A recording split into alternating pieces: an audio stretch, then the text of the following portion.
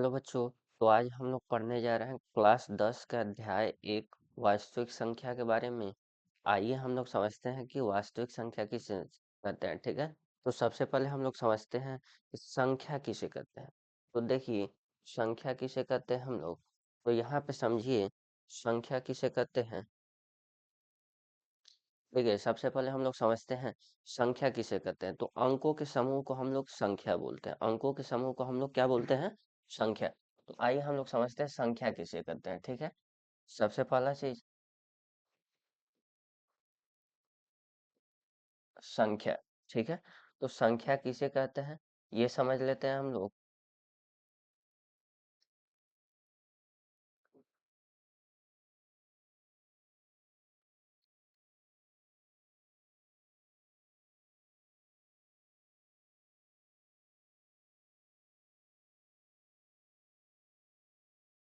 देखिए, अंकों के समूह को हम लोग क्या बोलते हैं?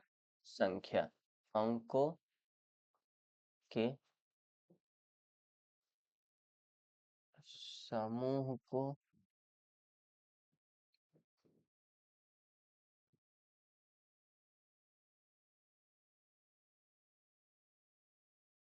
संख्या कहते हैं।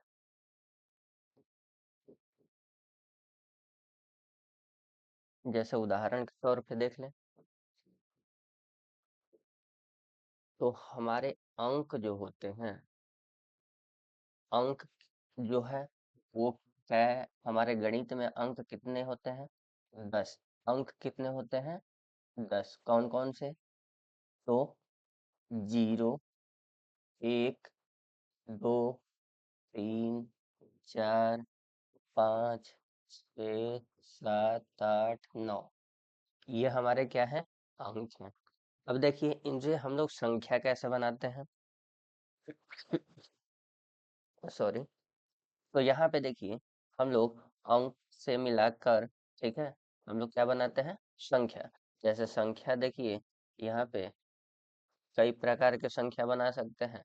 जैसे देखिए, 7 हो गया, 0 हो गया, कितना हो गया? 70। तो ये क्या बन गया? 7 अंक हो गया और 0 अंक हो गया, दोनों मिल गए एक साथ, तो क्या बन गए? एक संख्या बन गया जिसे हम लोग 70 बोलते हैं। जैसे मान लो 512, इसमें कौन कौन सी अंक है? तो 5 है, 1 है, 2 है, ये तीनों मिलकर एक संख्या बनाते हैं जिसे हम लोग क्या बोलते हैं? 512। मतलब ऐसे बहुत सारी संख्याएं हम लोग बना सकते हैं।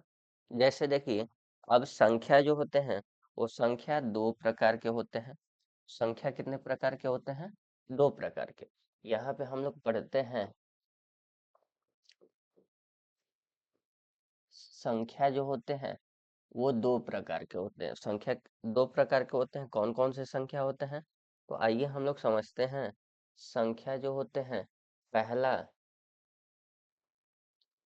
वास्तविक संख्या होते हैं और दूसरा काल्पनिक संख्या होते हैं। पहला वास्तविक संख्या, दूसरे काल्पनिक संख्या। यहाँ पे वास्तविक संख्या,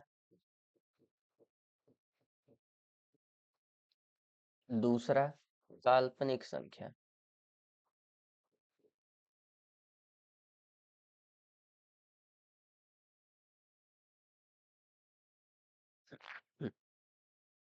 देखिए, वास्तविक जो संख्या होते हैं, अब यहाँ पे देखिए, पहले तो संख्या, संख्या के अंदर बहुत सारी संख्याएं होती हैं, बहुत प्रकार की संख्या होते हैं। जैसे देखिए, यहाँ पे जो संख्या है, ठीक है, इनमें इनमें बहुत सारे प्रकार के संख्याएं पाए जाते हैं। जैसे कोई माइनस में होगा, कोई प्लस में होगा, कोई दशमलव में होगा, ठीक है, कोई दशमलव में होगा, कोई अंडर रूट में होगा, कोई अंडर रूट में माइनस के साथ होगा, ठीक है, कोई पाई होगा, ठीक है। तो ये सब क्या होते हैं? ये सभी संख्याएं होते हैं। कोई ऐसे अंडर रूट में -7 होगा, तो कोई 0.14 होगा। ये सभी क्या होते हैं? ये सभी संख्याएं कहलाते हैं। अब देखिए, इन सभी संख्याओं में हम लोग दो विभाजन कर दिए। एक को हम लोग वास्तविक संख्या बोलते हैं और दूसरे को काल्पनिक संख्या बोलते हैं। संख्या कितने प्रकार के? दो प्रकार के। पहले वास्तविक संख्या और दूसरे जो होते हैं वो काल्पनिक संख्या होते हैं। वास्तविक संख्या देखिए, काल्पनिक संख्या किसे कहते हैं? तो काल्पनिक संख्या उसे कहते हैं जिस संख्या का कोई मान न हो। जिस संख्या का कोई मान न हो। आइए हम लोग काल्पनिक संख्या के बारे में कुछ लिखते हैं। तो देखिए, आइए हम लोग पहले इसमें से काल्पनिक और वास्तविक संख्या को हम लोग छांट लेते हैं, मतलब विभाजन कर लेते हैं। यहाँ पे देखिए, यहाँ पे काल्पनिक संख्या उसे कहते हैं जो संख्या अंडर रूट के अंदर, जो पूर्ण संख्या अंडर रूट के अंदर निगेटिव साइन के साथ यानी कि ऋणात्मक संख्या के साथ आए, ऋणात्मक चिन्ह के साथ आए, उसे हम लोग क्या कहते हैं? तो उसे हम लोग काल्पनिक संख्या कहते हैं। जैसे अंडर रूट में जितने भी सारे संख्या अगर माइनस के साथ आते हैं तो उसे हम लोग काल्पनिक संख्या कहते हैं। उसी तरह अगर यहाँ पे बाकी जितने सारे संख्याएं बच जाएंगे वो सभी के सभी संख्या क्या होते हैं? तो वो सभी के सभी संख्या हमारे वास्तविक संख्या हो जाते हैं। ठीक है। अब यहाँ पे देखिए,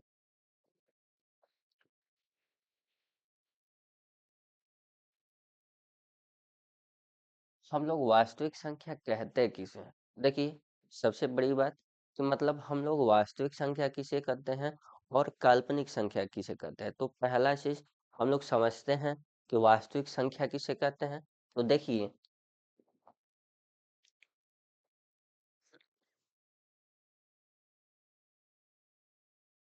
वास्तविक संख्या, ठीक है,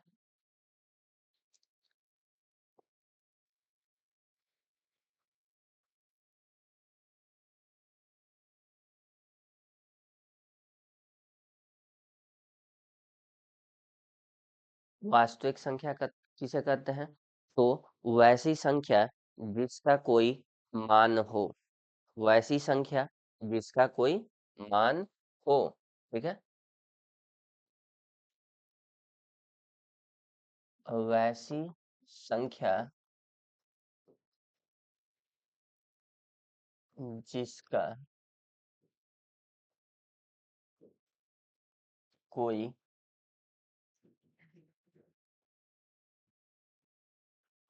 वास्तविक मान हो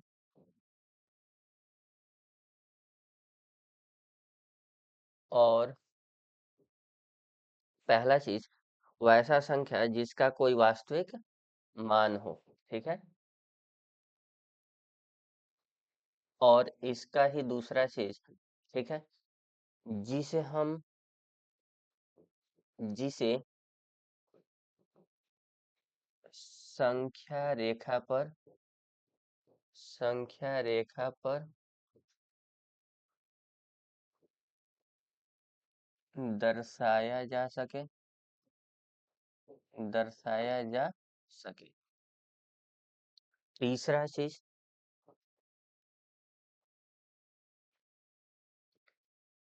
जिसका वर्ग धनात्मक हो, जिसका वर्ग धनात्मक हो।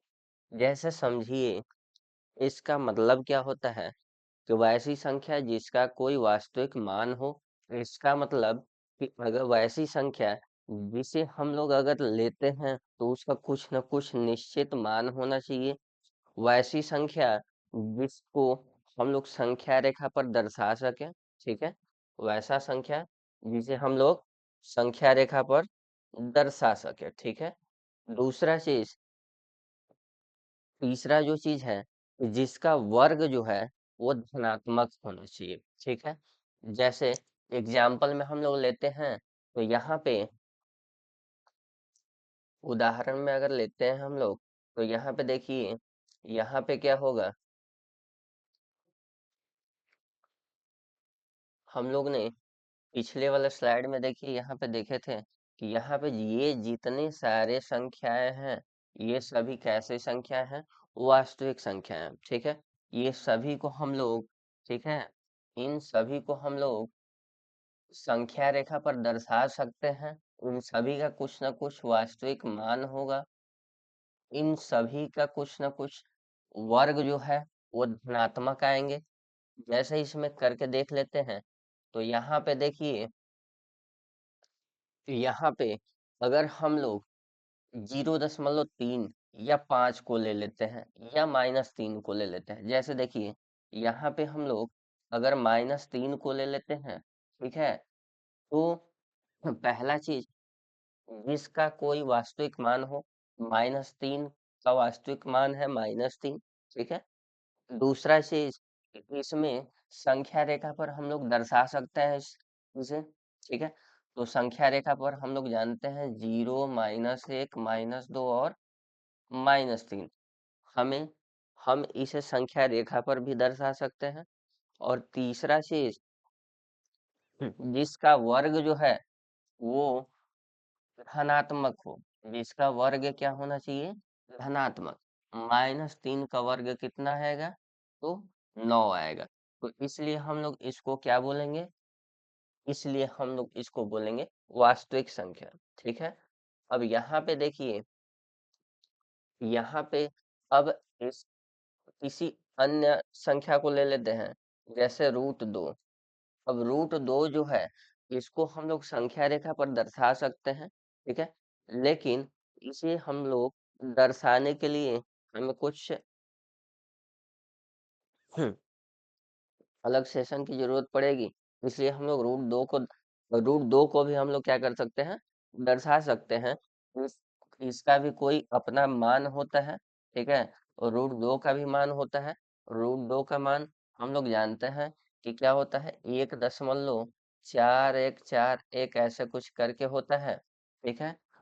अब यहाँ पे समझिए कि इसका वर्ग भी क्या होता है, √2 का वर्ग जो होता है, ये भी क्या होता है? धनात्मक होता है। √2 का वर्ग क्या होता है?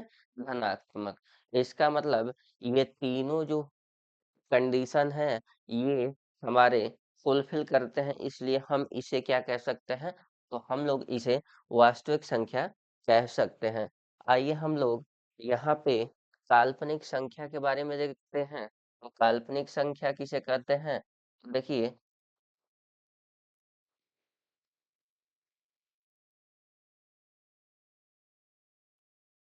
काल्पनिक संख्या, ठीक है, काल्पनिक संख्या किसे कहते हैं? तो देखिए, वैसी संख्या जिसे हम संख्या रेखा पर दर्शाया ना जा सके, ठीक है, वैसी संख्या, जिस वैसी संख्या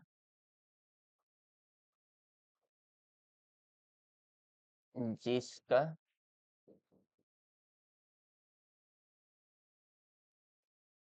कोई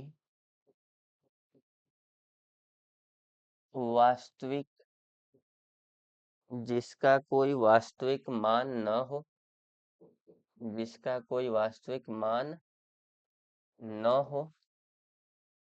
दूसरा चीज, देखिए, वैसी संख्या जिसका कोई वास्तविक मान न हो, उसे हम लोग काल्पनिक संख्या बोलते हैं। और दूसरा चीज कि जिसको हम लोग संख्या रेखा पर दर्शा न सके, जिसे, ठीक है, जिसे संख्या रेखा पर दर्शाया न जा सके, जिसे संख्या रेखा पर दर्शाया न जा सके।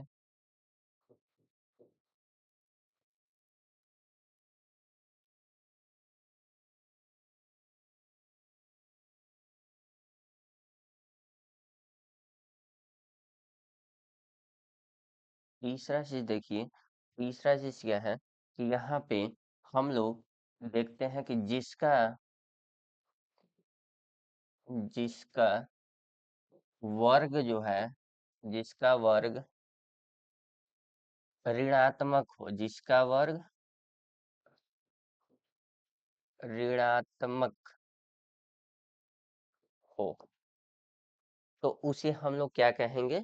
उसे हम लोग काल्पनिक संख्या कहेंगे। जैसे देखिए, उदाहरण के तौर पर, ठीक है, हम लोग उदाहरण ले लेते हैं। तो यहाँ पे हम लोग क्या करेंगे? यहाँ पे देखिए, अंडर रूट में -3, ठीक है, अंडर रूट में -4, अंडर रूट में -5, अंडर रूट में -7, ये सभी क्या है? तो ये सभी हमारे काल्पनिक संख्याएं हैं। ठीक है, अब यहाँ पे देखिए, यहाँ पे काल्पनिक संख्याएं जो है, इसे हम लोग अगर वर्ग करेंगे तो ये माइनस में आएंगे। ठीक है, ये वर्ग करेंगे तो ये किस चीज में आएंगे? माइनस में आएंगे। आइए देखते हैं हम लोग। अब यहाँ पे काल्पनिक संख्या के बाद हमारा वास्तविक संख्या जो है, वास्तविक संख्या जो है वो, अब वास्तविक संख्या के अंदर पढ़ते हैं। देखिए, वास्तविक संख्या जो होते हैं, वास्तविक संख्या भी दो प्रकार के होते हैं। वास्तविक संख्या कितने प्रकार के होते हैं? वास्तविक संख्या भी दो प्रकार के होते हैं।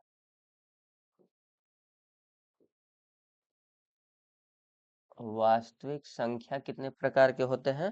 दो प्रकार के होते हैं।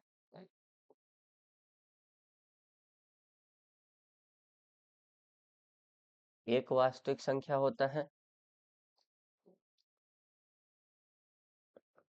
परिमेय संख्या, और दूसरा वास्तविक संख्या होता है अपरिमेय संख्या। ठीक है, पहला वास्तविक संख्या क्या होता है? तो परिमेय संख्या,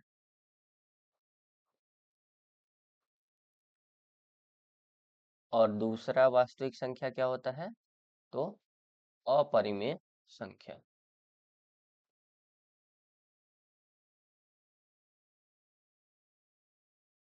देखिए, हम लोग परिमेय संख्या को इंग्लिश में इरेशनल नंबर कहते हैं, रेशनल नंबर, सॉरी। परिमेय संख्या को हम लोग इंग्लिश में रेशनल नंबर कहते हैं, और अपरिमेय संख्या को हम लोग इरेशनल नंबर कहते हैं।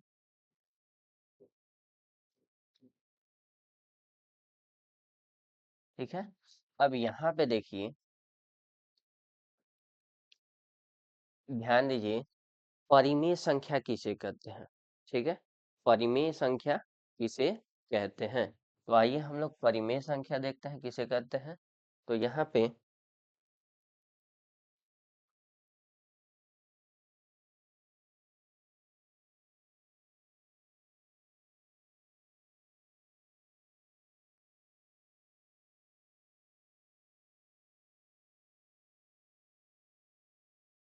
परिमेय संख्या, देखिए, परिमेय संख्या किसे कहते हैं? तो वैसी संख्या जिसे हम लोग p बटा q के रूप में व्यक्त कर सकें, वैसी संख्या जिसे हम लोग p बटा q के रूप में व्यक्त कर सकें, वैसी संख्या,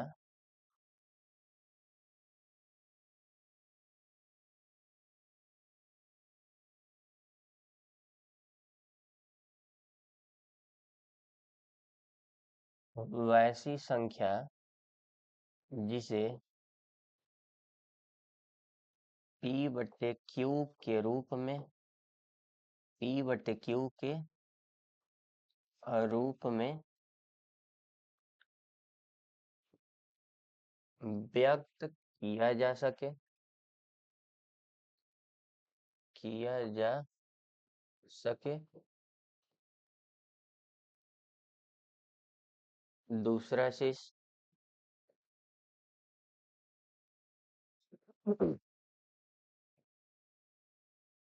p और q दोनों क्या हो?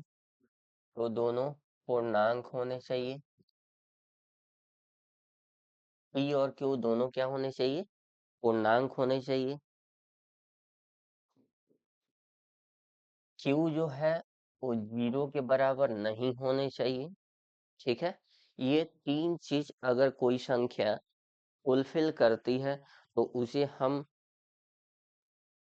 अगर ये तीन चीज कोई संख्या फुलफिल करती है तो उसे हम परिमेय संख्या कहते हैं। ठीक है, तो देखिए ऐसा संख्या लेते हैं उदाहरण में। ठीक है, तो उदाहरण में कोई संख्या लेते हैं, जैसे देखिए यहाँ पे अगर हम लोग -4/3 लेते हैं, तो यहाँ देखिए यहाँ पे ऊपर में जो दिया हुआ है, ठीक है, ये हो गया हमारा P और नीचे में हो गया हमारा Q। देखिए ये P/Q के रूप में है। दूसरा चीज, ये -4 और 3, ये दोनों क्या है, तो ये दोनों पूर्णांक है। और ये 3 जो है वो 0 के बराबर नहीं है। ये 3 जो है वो 0 के बराबर नहीं है। ठीक है, ये 3 जो है वो 0 के बराबर नहीं है। इसलिए हम इस कंडीशन को देखकर कह सकते हैं कि -4/3 जो है वो हमारा परिमेय संख्या है। जैसे एक और एग्जाम्पल ले लेते हैं, तो यहाँ पे देखिए, यहाँ पे अगर हम लोग, ठीक है, 0.2 ले लेते हैं। ठीक है, 0.2 ले लेते हैं। ठीक है, तो 0.2 ले लेते हैं।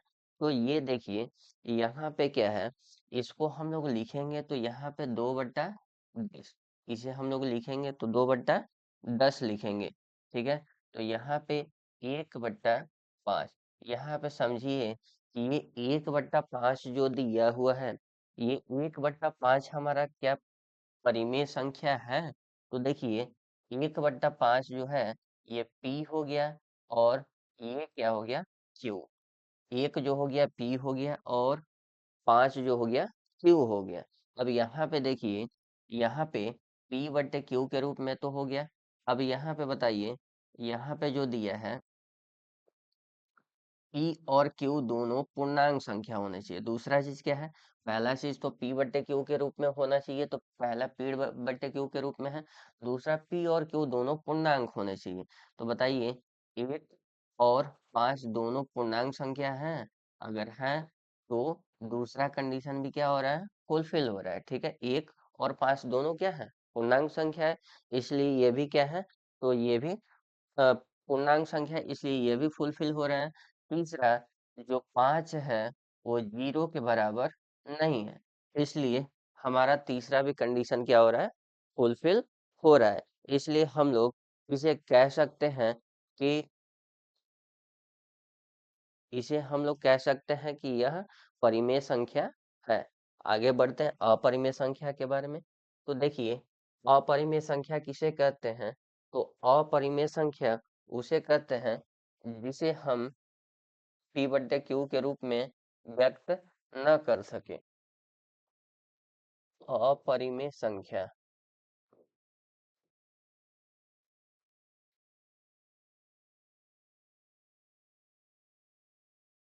देखिए अपरिमेय संख्या किसे कहते हैं, तो वैसी संख्या जिसको हम वैसी संख्या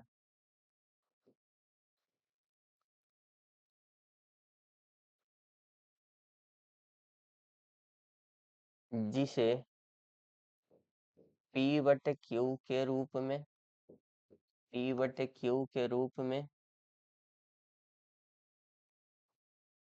व्यक्त न कर सके।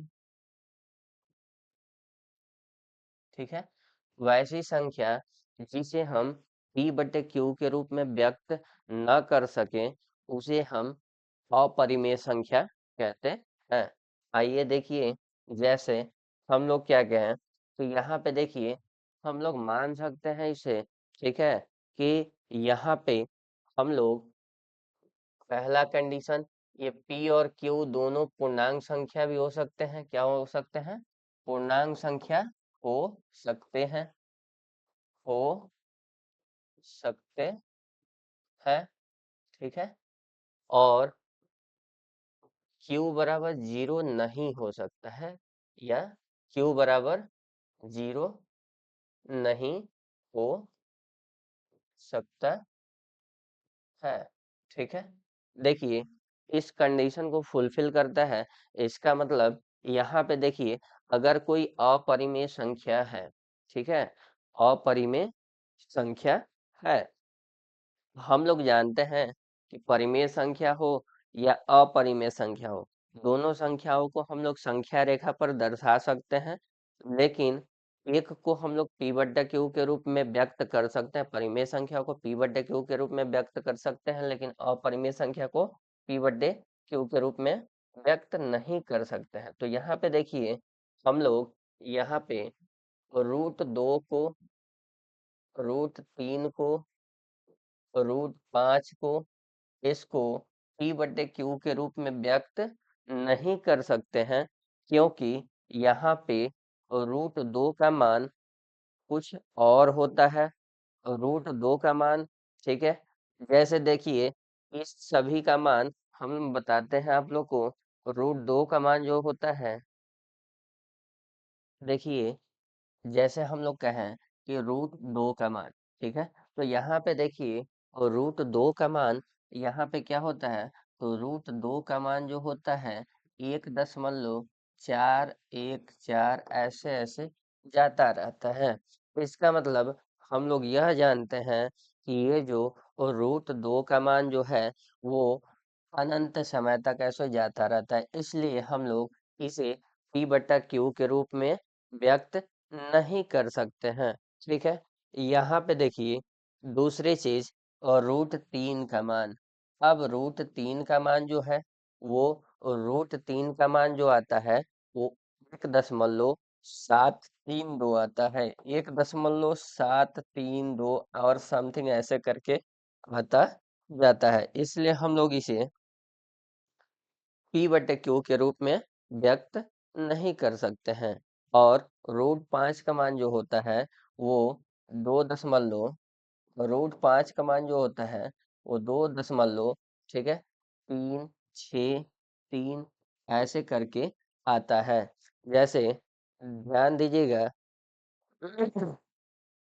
सॉरी, यहाँ पे देखिए, यहाँ पे जो आता है ये, यहाँ पे √2.236 करके आता है। और ये जो होता है, ये वैल्यू, ठीक है, इसलिए हम इसे संख्या रेखा पर दर्शा तो सकते हैं, लेकिन इसे हम लोग पी बटे क्यू के रूप में दिखा नहीं सकते। अब देखिए, क्यों नहीं दिखा सकते, क्योंकि हमें नहीं पता है कि ये ऊपर में कितने दूर तक जाएंगे।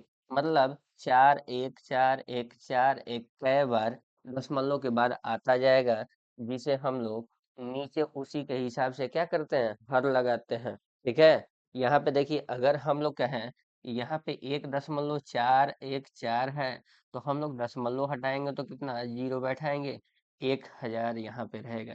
लेकिन अगर यही यहाँ पे 1.414 ऐसा जाता जाएगा, तो हम लोग बताओ यहाँ पे क्या करेंगे।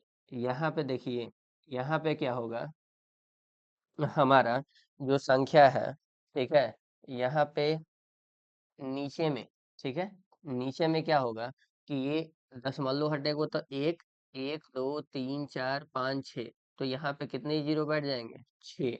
तो बताइए, हम लोग जिस तरह से यह ऊपर की संख्याएं बढ़ती जाएंगी, उसी तरह से हमें नीचे भी संख्याएं क्या होती जाएंगी, जीरो बढ़ती जाएंगे। इसलिए हम लोग इसे पी बटे क्यू के रूप में व्यक्त नहीं कर सकते हैं। ठीक है, अब यहाँ पे देखिए, ये जो सारी संख्याएं हैं, ये अपरिमेय संख्या है। देखिए, परिमेय संख्या में एक चीज और भी बताना है, जिसे हम लोग जानते हैं कि हम लोग शांत दशमलव प्रसार और अशांत दशमलव प्रसार किसे कहते हैं। देखिए, यहाँ पे ध्यान दीजिए, हम लोग शांत दशमलव प्रसार किसे कहते हैं,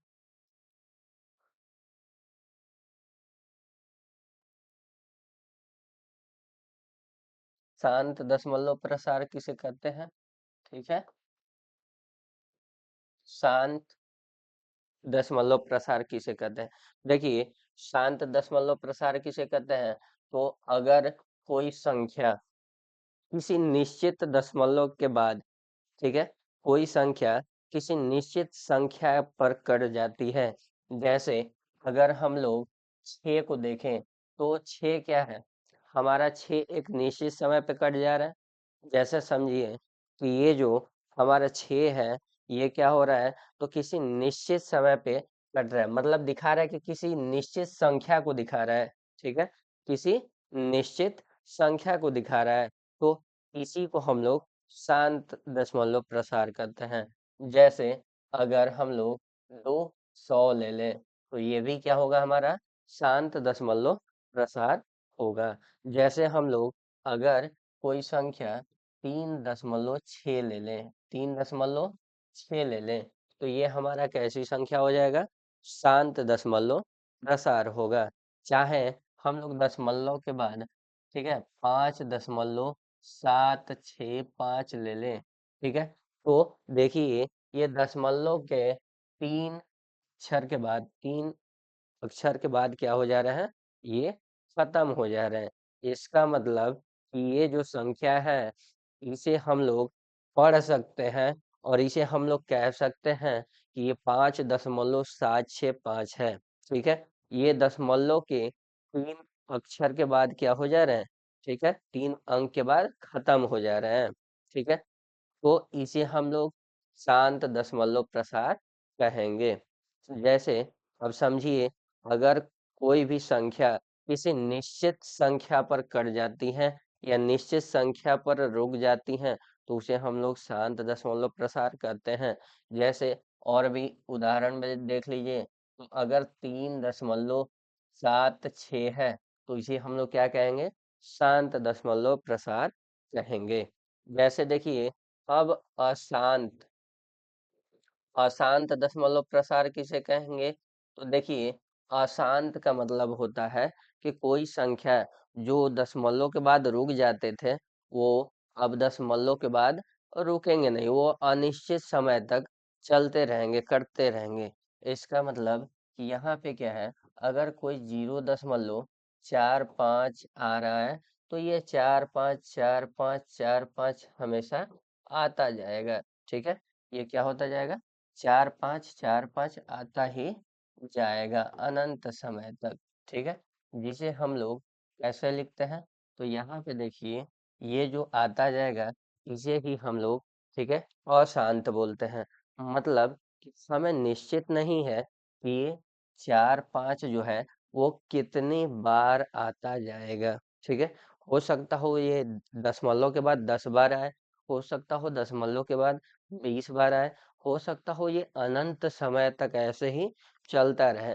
तो इसी को हम लोग क्या बोलते हैं, अशांत आवृत्ति, अशांत बोलते हैं, अशांत दशमलव प्रसार। देखिए अशांत दशमलव प्रसार में 2 प्रकार के होते हैं। अशांत दशमलव प्रसार जो होते हैं वो 2 प्रकार के होते हैं। एक, ठीक है, आवर्ती, एक होते हैं आवर्ती, और दूसरा जो होता है अनावर्ती।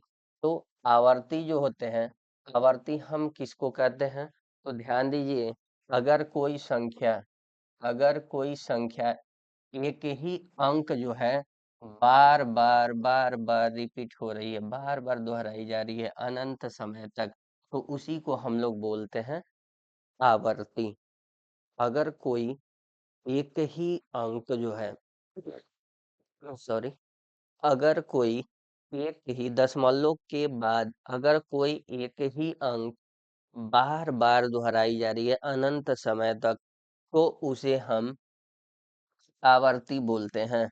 जैसे समझिए कि यहाँ पे 0.4444 आता जा रहा है, तो यहाँ पे हम लोग 0.4 के ऊपर बार का चिन्ह लगाते हैं। यहाँ पे 4 5 बार बार आ रहा है, तो 0.45 के ऊपर बार का चिन्ह लगाएंगे।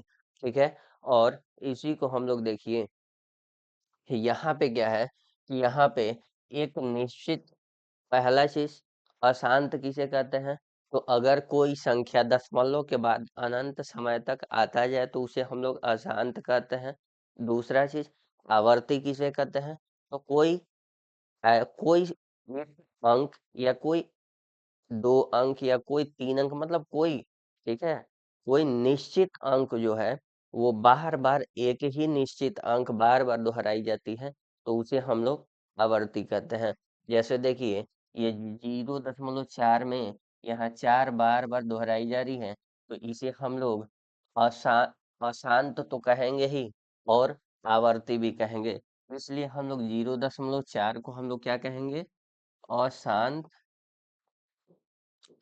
आवर्ती बोलेंगे, अशांत और आवर्ती बोलेंगे।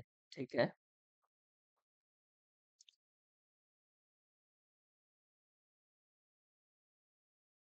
देखिए, और यहाँ पे कुछ और एग्जाम्पल ले लेते हैं। जैसे 3.0.765 ऐसे करके आता जाए, तो हम लोग इसे भी अशांत आवर्ती कहेंगे। और अशांत में इसके इस पर 7, 6, 5 तीनों बार बार रिपीट हो रहा है, इसलिए हम लोग इस तीनों के ऊपर इस बार का चिन्ह लगाएंगे। और इसको भी हम लोग, पहला चीज तो ये अनंत समय तक आ रहा है, इसलिए हम लोग इसे अशांत कहेंगे। और ये कई चीज बार बार रिपीट हो रहा है, मतलब ये जो 7, 6, 5 जो है, यही चीज बार बार रिपीट हो रहा है, इसलिए हम लोग इसे आवर्ती भी बोलेंगे।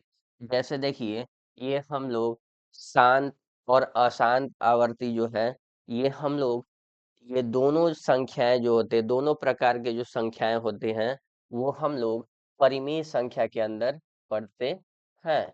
ये दोनों संख्याएं परिमेय संख्या कहलाती हैं। ये दोनों संख्याएं जो है वो परिमेय संख्या कहलाती हैं। ठीक है। ये दोनों संख्या क्या कहलाती हैं? परिमेय संख्या कहलाती हैं। ठीक है। अब यहाँ पे एक और अगला क्वेश्चन जो है, मतलब कि अगर वैसी संख्याएं आती हैं जो अनंत समय तक चलती जाती हैं, लेकिन वो एक ही चीज न दोहरा कर अलग अलग अंक दोहराते हैं। जैसे देखिए, यहाँ पे 0 दशमलव, ठीक है, 3, 4, 5, 6, 7, 8, 6, 5, 4, 2, 4, 6 ऐसे बार बार अलग अलग संख्याएं जो है अनंत समय तक दोहराते हैं, तो उसे हम लोग, पहला चीज तो ये अनंत समय तक जा रहे हैं, इसलिए हम लोग इसे अशांत कहेंगे। ये अशांत तो होंगे ही, लेकिन वहां पे देखिए, ये कोई निश्चित संख्या थे दशमलव के बाद जो एक पैटर्न में बार बार रिपीट हो रहे थे, लेकिन यहाँ पे कोई निश्चित पैटर्न नहीं है और कोई निश्चित अंक नहीं है जो कि बार बार रिपीट हो रहे हैं, बार बार दोहराए जा रहे हैं। तो यहाँ पे अलग अलग संख्या अलग अलग समय पर आती जा रहे हैं, इसलिए हम लोग अशांत और अनावर्ती बोलते हैं इसे। क्या बोलते हैं? अनावर्ती बोलते हैं। ठीक है। देखिए, अब ये जो चीज है, ठीक है, जैसे एक और एग्जांपल ले लेते हैं, 0.30300300। ऐसा देखिए, ये संख्याएं जो है, ये आपको देखने में लग रहा होगा कि ये शांत दशमलव अशांत दशमलव आवर्ती है, ठीक है, लेकिन ऐसा नहीं है, क्योंकि यहाँ पे देखिए, एक 3 के बाद एक 0 है, फिर एक 3 के बाद दो 0 आ जा रहा है, फिर एक 3 के बाद तीन 0 आ जा रहा है। इसका मतलब 3 तो एक एक ही है, लेकिन 0 क्या हो रहा है? बार बार बढ़ते जा रहे हैं। इसका मतलब ये है कि ये अशांत तो है ही, ये अशांत तो है ही, इसके साथ साथ ये अनावर्ती भी हैं। ये क्या है?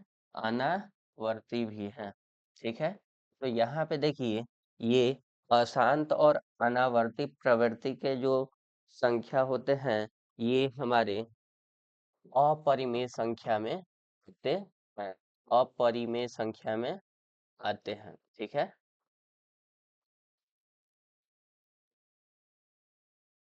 देखिए, हम लोग परिमेय और अपरिमेय संख्या के बारे में बढ़िया से पढ़ चुके हैं।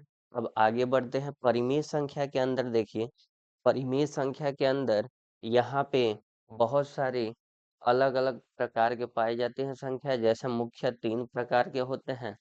पहला पूर्णांक संख्या, दूसरा पूर्ण संख्या, और तीसरा प्राकृतिक संख्या। ये तीन प्रकार के संख्या पाए जाते हैं परिमेय संख्या के अंदर। ठीक है, तो आइए देखते हैं।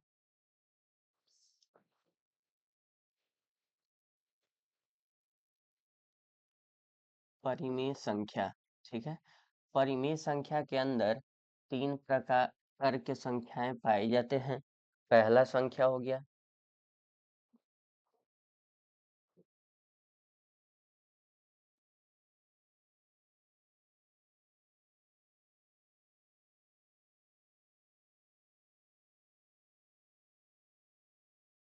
देखिए, पहला संख्या हो गया पूर्णांक संख्या। पहला संख्या हो गया पूर्णांक संख्या।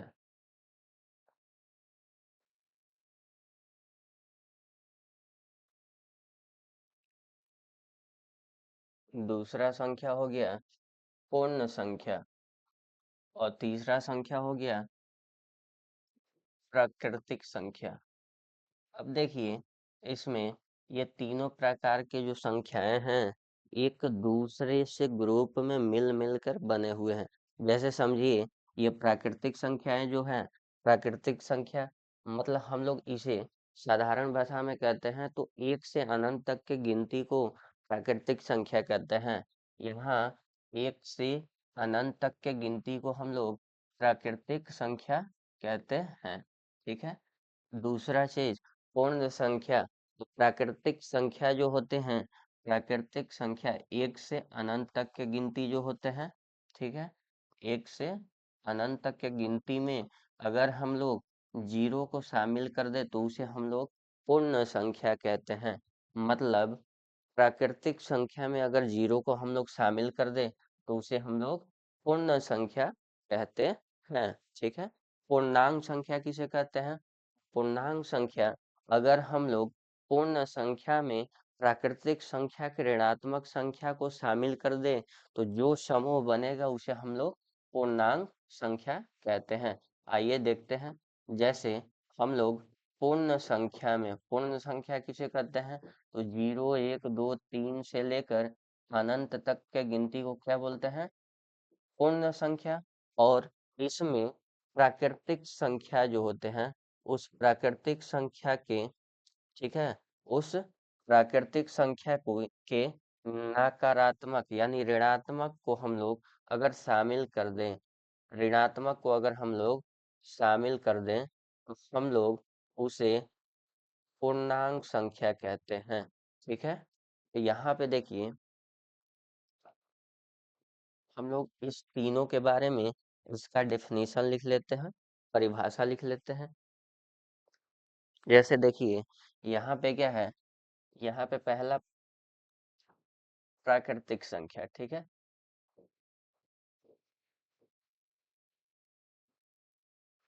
प्राकृतिक संख्या, देखिए, प्राकृतिक संख्या किसे कहते हैं? तो एक से अनंत तक के गिनती को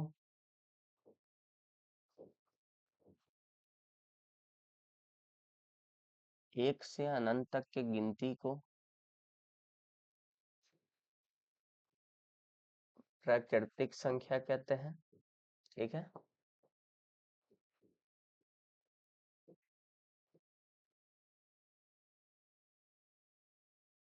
उदाहरण में देख लीजिए।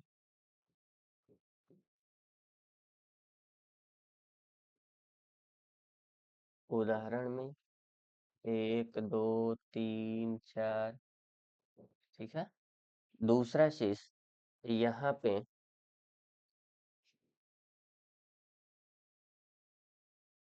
पूर्ण संख्या। ठीक है, अब पूर्ण संख्या किसे कहते हैं? तो देखिए, पूर्ण संख्या किसे कहते हैं? यहाँ पे प्राकृतिक संख्या में, प्राकृतिक संख्या में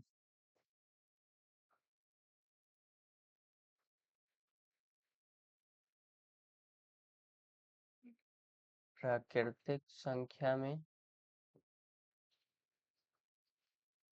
शून्य को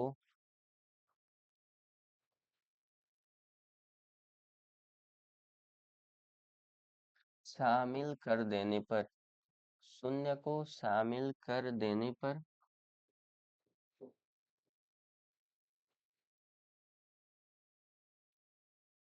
जो समूह या जो संख्या समूह या जो संख्या समूह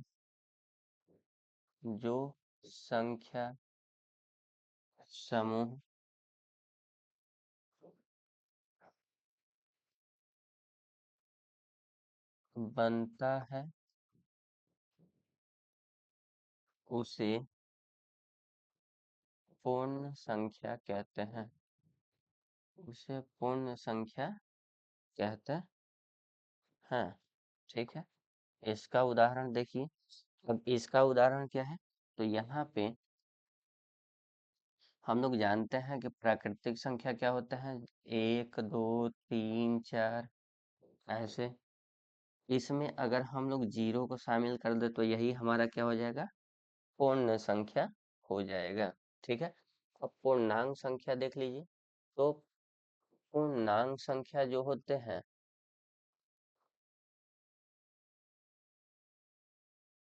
पूर्णांक संख्या, ठीक है, अब पूर्णांक संख्या जो होते हैं वो क्या कहलाते हैं, तो देखिए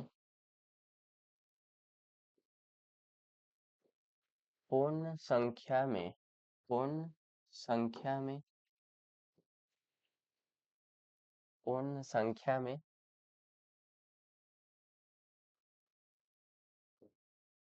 प्राकृतिक संख्या के ऋणात्मक को, ऋणात्मक को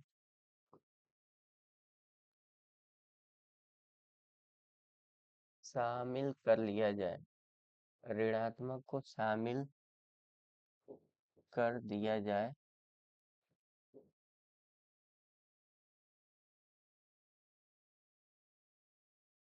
तो जो समूह, जो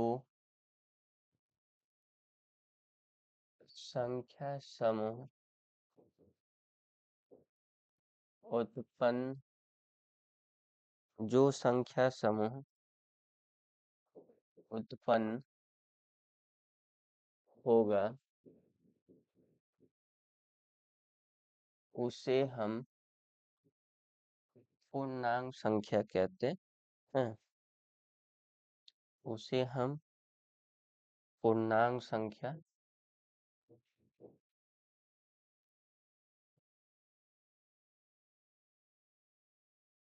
कहते हैं।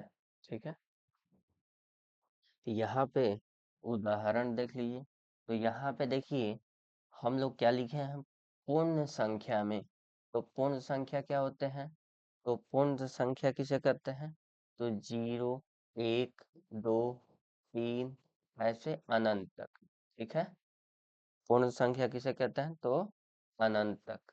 ठीक है, अब यहाँ पे देखिए, अब इसकी यहाँ पे क्या है, प्राकृतिक संख्या। अब प्राकृतिक संख्या जो है, तो प्राकृतिक संख्या बताइए, प्राकृतिक संख्या के ऋणात्मक यानी प्राकृतिक संख्या 1 2 3 ऐसे अनंत तक। ठीक है, और इसके ऋणात्मक संख्या को अगर हम लोग शामिल कर दें तो हम में क्या मिलेगा, तो हमें पूर्णांक संख्या मिलेगा। ठीक है, तो यहाँ तक देखते हैं। प्राकृतिक संख्या में देखिए, जो प्राकृतिक संख्या है, प्राकृतिक संख्या के अंदर हमें, ठीक है, कुछ प्रकार के संख्याएं मिलते हैं जिसे हम लोग आगे पढ़ते हैं। जैसे देखिए, प्राकृतिक संख्या के अंदर, जैसे प्राकृतिक संख्या जो होते हैं, वो प्राकृतिक संख्या के अंदर कुछ संख्याएं मिलते हैं। ठीक है, जैसे देखिए पहली जो संख्याएं होती हैं, ठीक है, वो सम संख्या होते हैं। पहली जो संख्या होते हैं वो सम संख्या होते हैं। दूसरी जो संख्या होती हैं उसे हम लोग विषम संख्या कहते हैं। उसे हम लोग विषम संख्या कहते हैं। तीसरी जो होती है उसे हम लोग भाज्य संख्या कहते हैं। भाज्य संख्या कहते हैं। चौथी जो संख्या होती है उसे हम लोग सहभाज्य संख्या कहते हैं। उसे हम लोग सहभाज्य संख्या कहते हैं।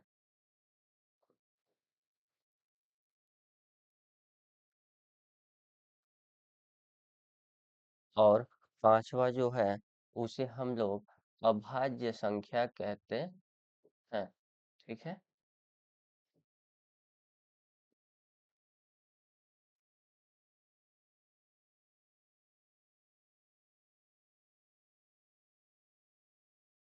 देखिए, इन सभी के बारे में हम लोग पहले से कुछ न कुछ जानते हैं, पिछले क्लास में पढ़े हुए हैं। अब इस क्लास में थोड़ा सा उसको रिवीजन कर लेते हैं। जैसे देखिए, सम संख्या किसे कहते हैं?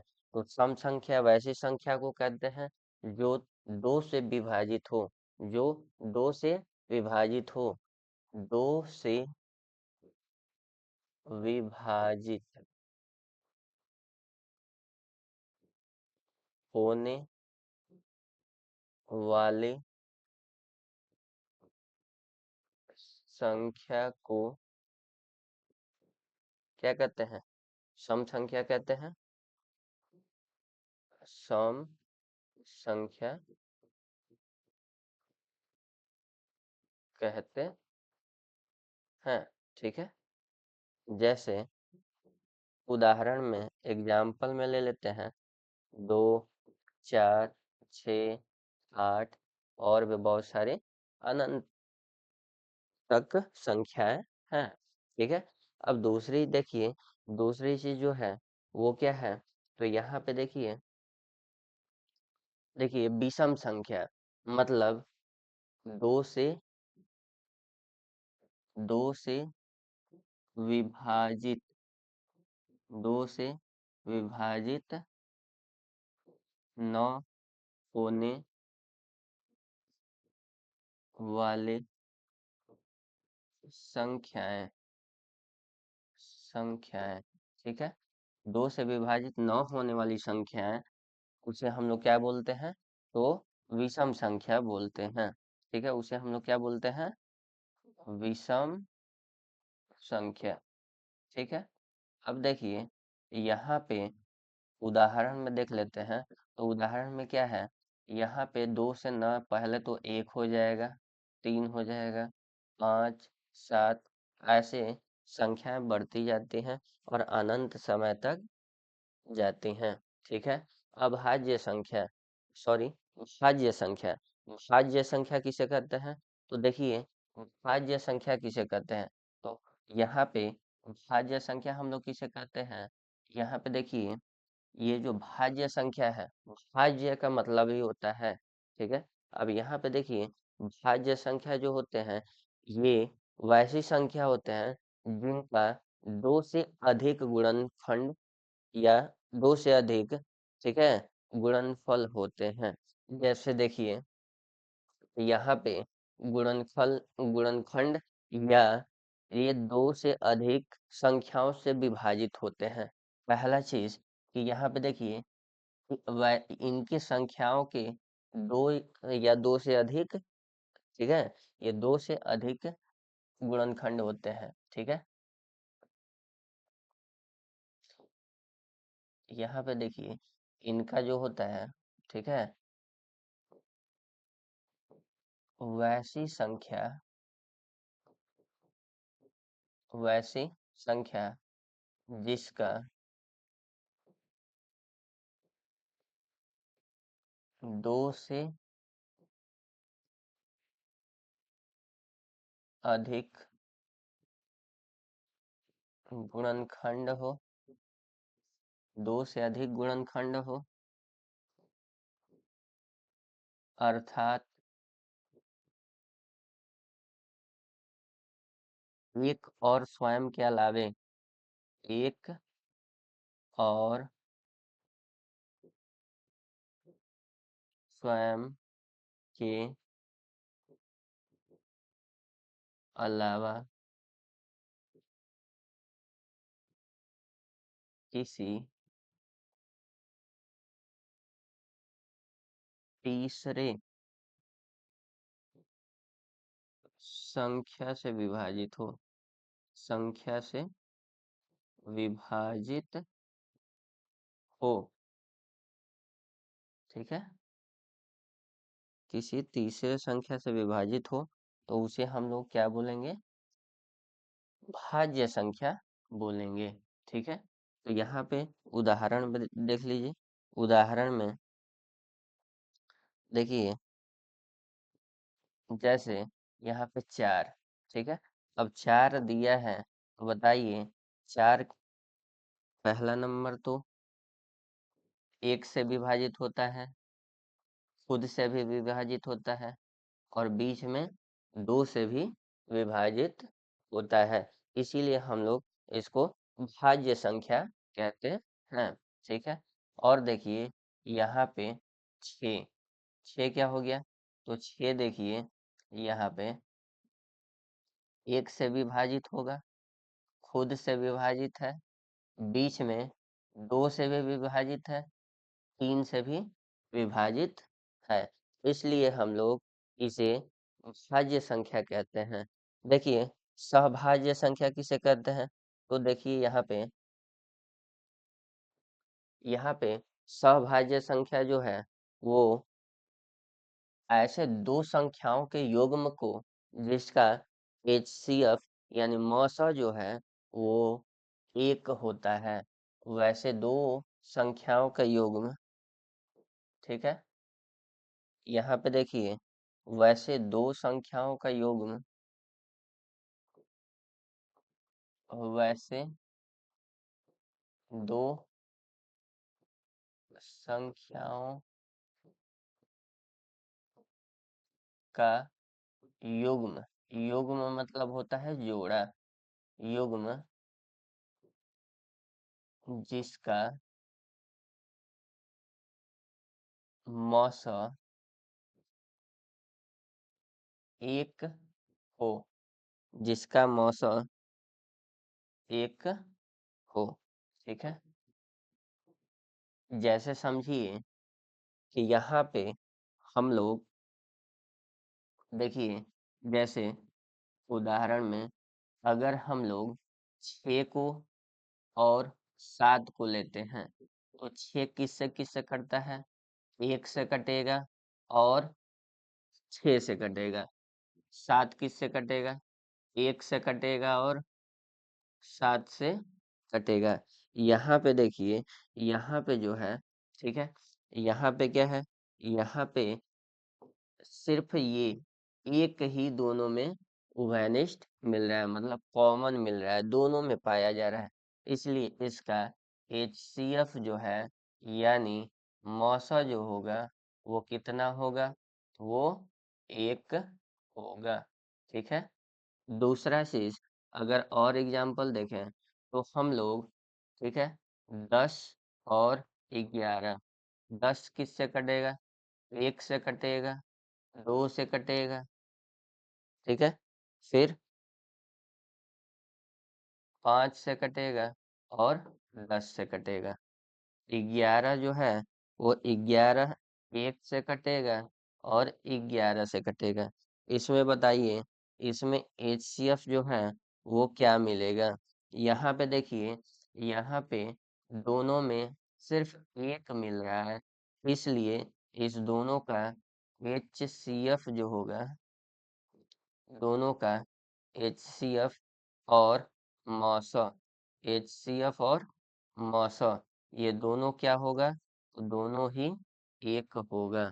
ठीक है, इसीलिए हम लोग अगर जिस दो संख्याओं के युग्म से हमें अगर उसका एचसीएफ 1 मिलता है, तो वैसी संख्या को हम लोग सहभाज्य संख्या कहते हैं। देखिए, अब अभाज्य संख्या समझ लेते हैं। अभाज्य संख्या किसे कहते हैं?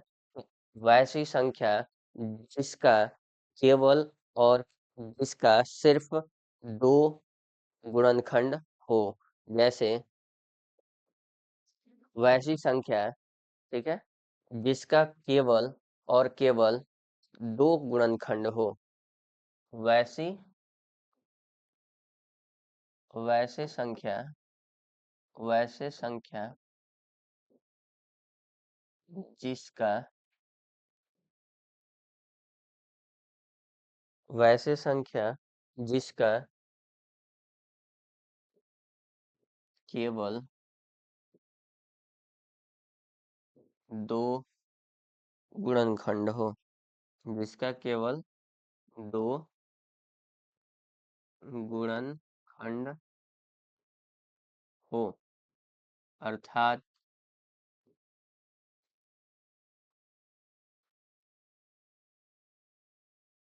एक और स्वयं से एक और स्वयं से विभाजित हो। एक और स्वयं से विभाजित हो, ठीक है। क्या हो? एक और स्वयं से विभाजित हो, ठीक है।